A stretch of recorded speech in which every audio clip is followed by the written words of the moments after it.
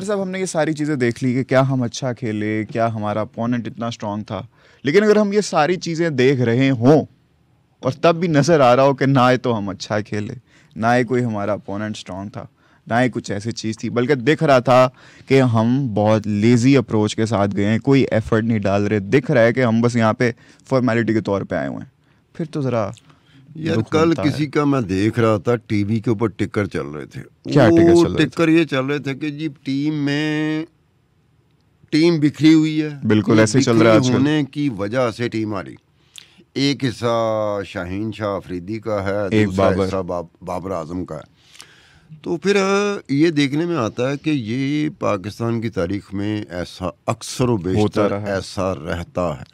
लेकिन इस स्टेज तक कि आपके इंटरनेशनल कोच आपने हायर किए हैं, वो आके मीडिया पे ये कह रहे हैं कि टीम में बहुत ग्रुपिंग हुई पड़ी है, भाई यूनाइटेड नहीं है, इस वजह से हार है। आपका अपना कोच आके कह रहा है ये। कौन सा कोच? Gary Kirsten. अच्छा, एक कोच था ये अफरीदी, क्या लाला का नाम क्या है? शाहिद अफरीदी। शाहिद अफरीदी भी कोच रहा है मेरे ख्याल 2-2.5 महीने। सिलेक्टर रहा है। सिलेक्टर ये क्रिकेट बोर्ड का वो रहा है 2-2.5 महीने रहा है। उसके बाद उसने भी यही बात की थी। उन्होंने कहा यहाँ तो वो स्प्लिट नजर आ रही है मुझे। कुछ लोगों ने इनको भी एक्यूज किया कि इनकी वजह से ये स्प्लिट है। अब आपने एक इंटरनेशनल कोच का नाम लिया कि उसने कहा है कि टीम में ग्रुपिंग है, तो मैं कह रहा हूँ उससे पहले शाहिद अफरीदी ने भी यही कहा था कि टीम में स्प्लिट है। और उसके बाद फिर एक स्टेटमेंट आती है जिस स्टेटमेंट में ये कहा जाता है कि जनाब ये बाबर आजम ग्रुप है या ये शाहीन शाह अफरीदी ग्रुप है। अब ग्रुपिंग में ये नहीं पता बारीकियों से, जिसे कहते हैं ना कि आप ग्रुपिंग देख रहे हैं अंदर बैठ के कि यार ये कर रहा है, वो कर रहा है, ताकि कोई सही तस्वीर पेश कर सके कि यार ये ग्रुप ज़रा ज़्यादती कर रहा है और इस ग्रुप के साथ ज़्यादती हो रही। अब ये होता है अपनी अपनी पसंद का ग्रुप ले लेते हैं आप।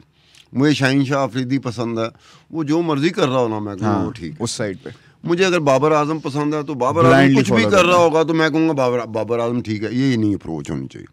ये देखना आपको ये पड़ेगा कि वो चीज़ें आपके सामने आती हैं कि जनाब ये शाहीन शाह अफरीदी वाला ग्रुप कौन सा है, इसमें कौन कौन सा प्लेयर है, और ये बाबर आजम का जो ग्रुप है इसमें कौन कौन सा प्लेयर है।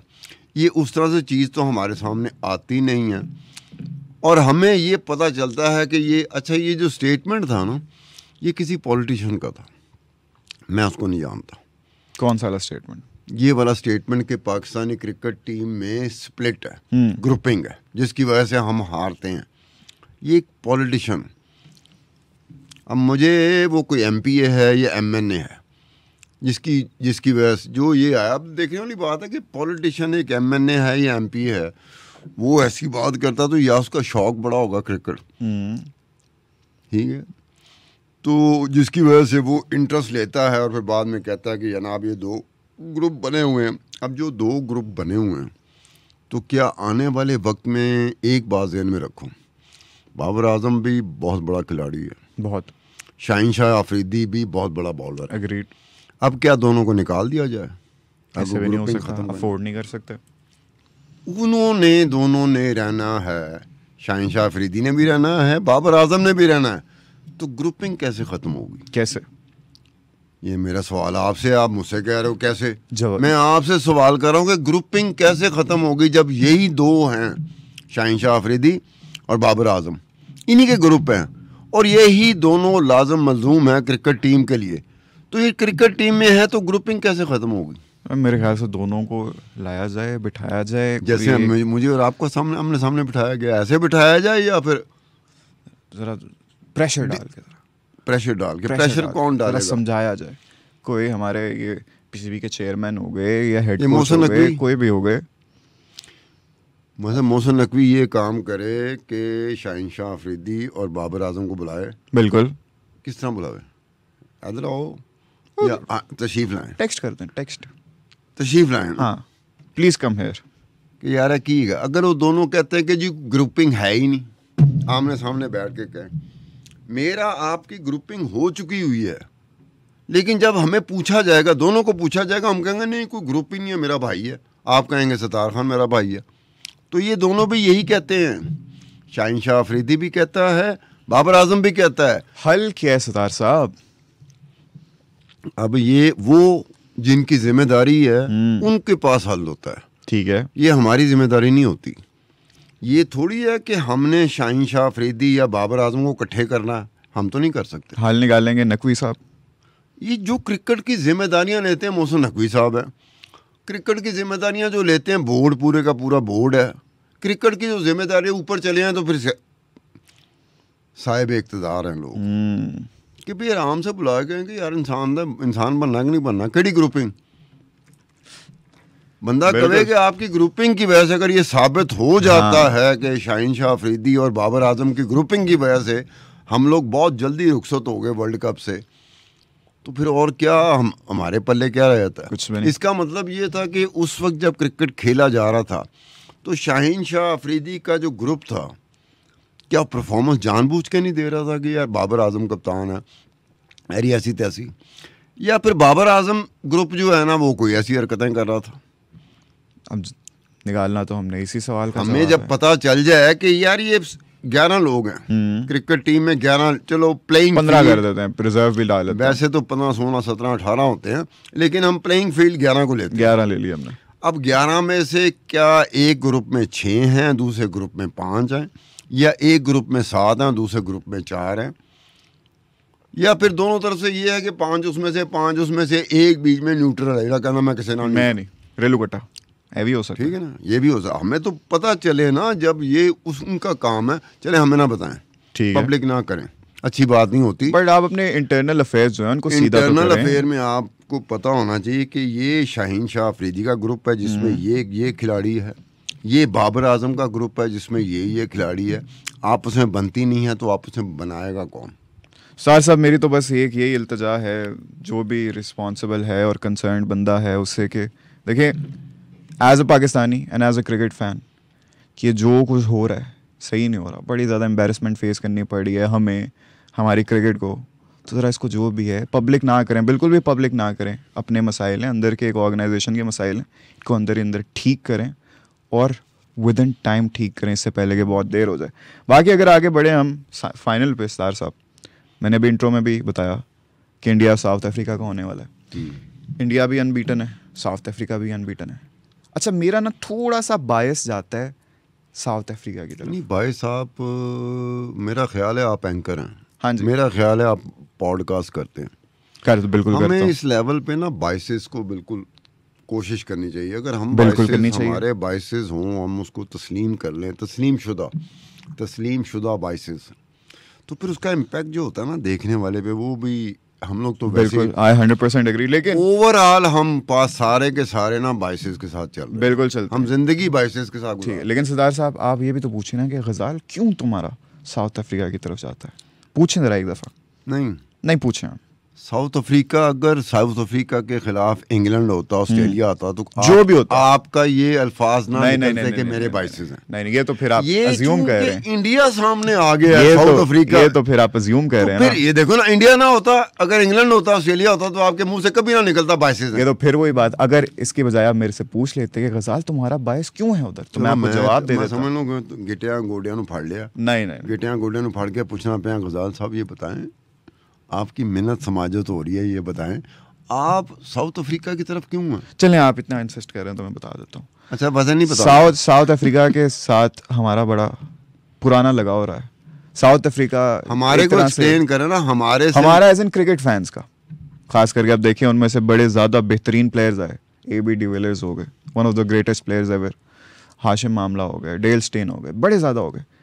हमेशा हमने देखा कि south Africa even though paper पे इतनी स्ट्रॉन्ग टीम होती थी, हमेशा इनके प्लेयर्स देखें आप दंग रह जाए। As a cricket fan you would agree to, AB de Villiers, Dale Steyn, जिनके जितने भी मैंने नाम लिए, लेकिन वो कभी भी सेमीफाइनल तक या उससे आगे नहीं जा पाया, सेमीफाइनल से आगे नहीं जा पाया। I am not sure semifinal तक भी जा पाया नहीं, लेकिन सेमीफाइनल से आगे फाइनल में वो कभी नहीं गए किसी भी वर्ल्ड कप में।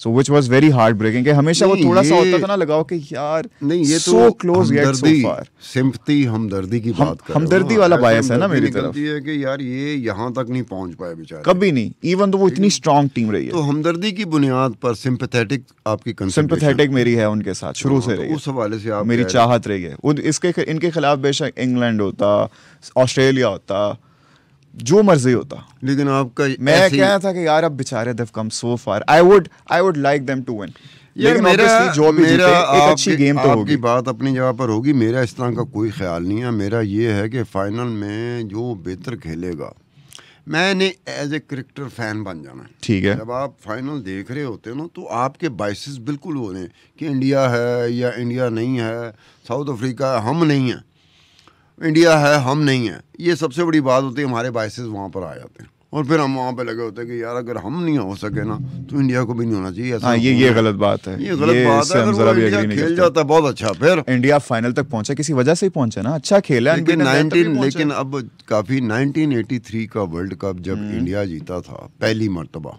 1983 का वर्ल्ड कप जब इंडिया जीता था, कपिल देव था कप्तान। आप कैसी बात आपको लगेगी अगर मैं आपको बताऊं कि पाकिस्तान में जब वो फाइनल देखा जा रहा था तो सारी की सारी हमदर्दियां वो इंडिया के साथ थी पाकिस्तानियों की। फिर गली मोहल्ले में निकले थे, अपने गली मोहल्लों में, ये नहीं कि जुलूस निकला था, गली मोहल्लों में एक दूसरे को मुबारकबाद दी गई थी कि इंडिया जीत गया। ये स्पिरिट होती है जो अच्छी स्पिरिट होती है। बिल्कुल। क्या वजह क्या थी कि यार वो अगर हम ना जीत सके तो इंडिया तो जीत गया ना। फिर वो एशिया की बात आ जाती थी, बिल्कुल, कि एशिया में रह गया।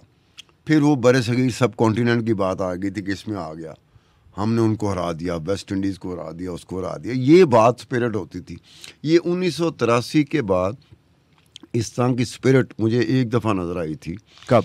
वो 2004 में। ठीक है, जब यहाँ पर वनडे लाहौर के क्रिकेट स्टेडियम में, कदाफी स्टेडियम में 2 वनडे हुए थे बिटवीन इंडिया एंड पाकिस्तान।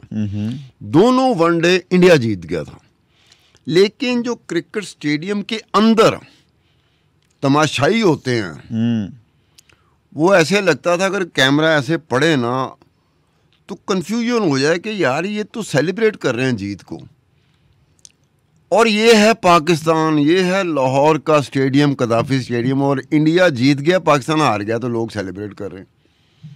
ढोल बजा रहे थे, ये लिबर्टी चौक नहीं है जो पीले कपड़े वाले नहीं होते, वहाँ पे ढोल बज रहे थे, ढोल बजाए जा रहे थे इन फेवर ऑफ इंडिया।